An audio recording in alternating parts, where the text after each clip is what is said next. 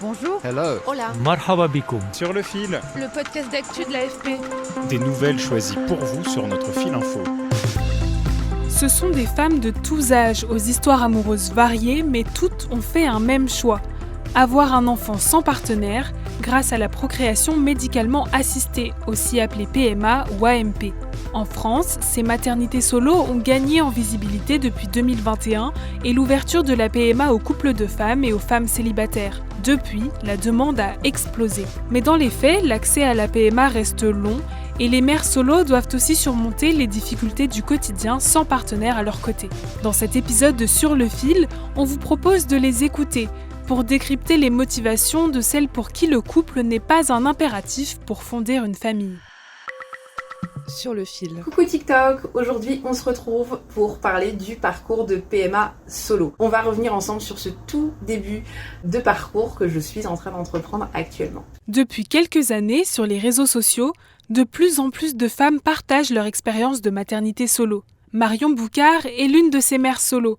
Elle a accouché d'un petit garçon en 2020, né d'une PMA. À 43 ans, je me suis sentie super triste tout d'un coup parce que je venais de rompre quelques mois avant avec un homme avec qui j'étais un an. On avait un désir d'enfant qui s'est pas mis en place. Je me dis, je suis en train de renoncer à mon désir de maternité et ça m'en est très triste. Et je connaissais rien à la PMA encore à l'époque. Et j'ai rencontré une amie qui était enceinte. Je me suis dit, mais je savais pas que tu avais un amoureux. Et elle me dit, mais non, je l'ai fait toute seule. Donc, je me suis dit, ah bon, c'est possible en fait. Et donc là, il y a eu une étincelle de joie. En 2020, selon l'INSEE, la France comptait 25% de familles monoparentales, un nombre qui inclut les parents séparés ou veufs par exemple. Mais la maternité solo par la PMA est une configuration bien spécifique. Hélène Malmanche est sage-femme et anthropologue à l'Institut national d'études démographiques. Avec sa collègue Virginie Rosé, elles ont mené une étude sur le sujet.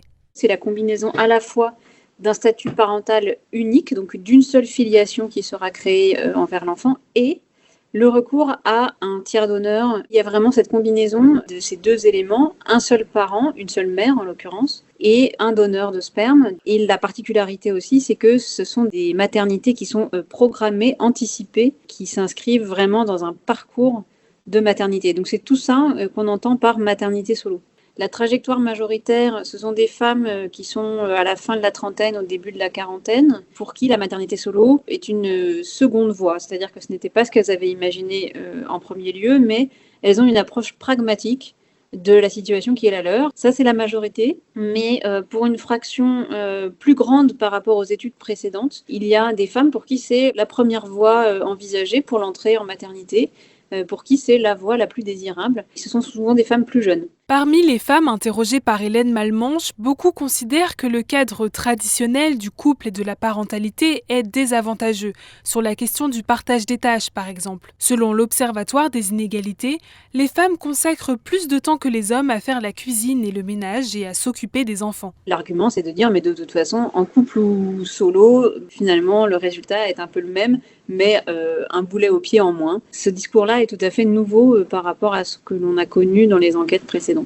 Pour 326 contre 115, l'Assemblée nationale a adopté le projet de loi. Juste après l'adoption de la loi bioéthique en 2021, les demandes de prise en charge pour des PMA ont explosé. La France a rattrapé des pays comme le Royaume-Uni, la Belgique et l'Espagne, où la PMA pour les femmes célibataires est autorisée depuis plus de 15 ans. Écoutez le docteur Claire Devienne de l'Agence de la biomédecine. La demande était avant la loi de 2000 demandes par an et après la loi de bioéthique, sur l'année de 2022, il y a eu près de 35 000 demandes. En 2023, 13 000. Et en fait, ça se stabilise en fait. D'une part, on ne s'attendait pas à ce qu'il y ait autant de demandes d'AMP avec don de sperme. Et d'autre part, on ne s'attendait pas à ce qu'il y ait autant de femmes célibataires qui fassent cette demande. Il y a autant de femmes célibataires que de femmes en couple avec une femme qui font une demande d'AMP avec don de spermatozoïdes. La demande a été telle qu'en fait, l'offre de soins en France n'était pas suffisante, ce qui a conduit à une augmentation des délais de prise en charge des personnes. Et en 2023, on était à 15 mois en moyenne de délai de prise en charge. Des délais dus à des problèmes de ressources humaines et de locaux, mais aussi à des stocks de gamètes inégalement répartis sur le territoire national. On a besoin de plus de donneurs de spermatozoïdes. C'est essentiel. La demande a énormément augmenté. Ça ne peut fonctionner que si on a beaucoup de donneurs en parallèle. Hold on to your dreams and make memories that will last for a lifetime. We help people around the world make their dream of having a child come true. Face à ces difficultés, plusieurs centaines de femmes choisissent chaque année de mener leurs projets à l'étranger. Une tendance déjà présente avant l'adoption de la loi bioéthique, comme en témoigne Marion Boucard. Elle a mené son parcours en Espagne. Pour elle, il n'était pas question d'attendre que la loi française change. Sa première tentative fut la bonne. J'avais conscience que la loi était en train de bouger, qu'ils étaient en train d'en parler au Parlement, etc. Mais on n'avait vraiment aucune date précise, quoi. Enfin, ça faisait déjà un moment, quand j'ai commencé le parcours, qu'ils en parlaient. J'étais rassurée parce que je l'ai fait en Espagne, les cliniques espagnoles, elles sont à la pointe.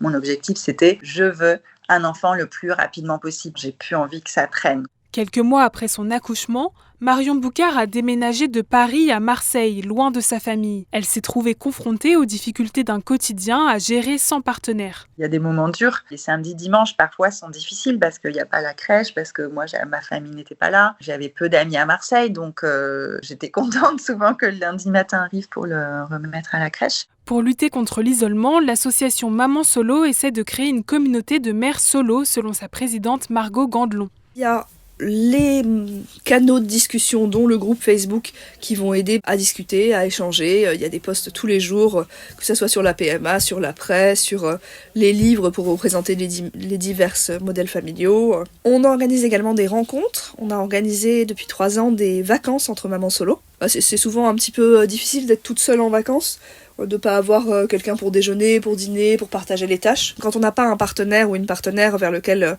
se tourner pour toutes ces questions d'éducation, avoir la communauté, ça nous renforce dans nos choix, ça nous aide.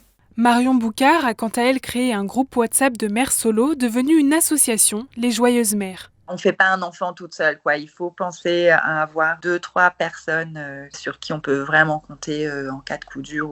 Voilà. Et l'association est là aussi pour ça, c'est qu'on crée une vraie solidarité, une sororité entre femmes et que nos enfants aussi puissent se retrouver, grandir ensemble, trouver des petites sœurs, des petits frères de cœur.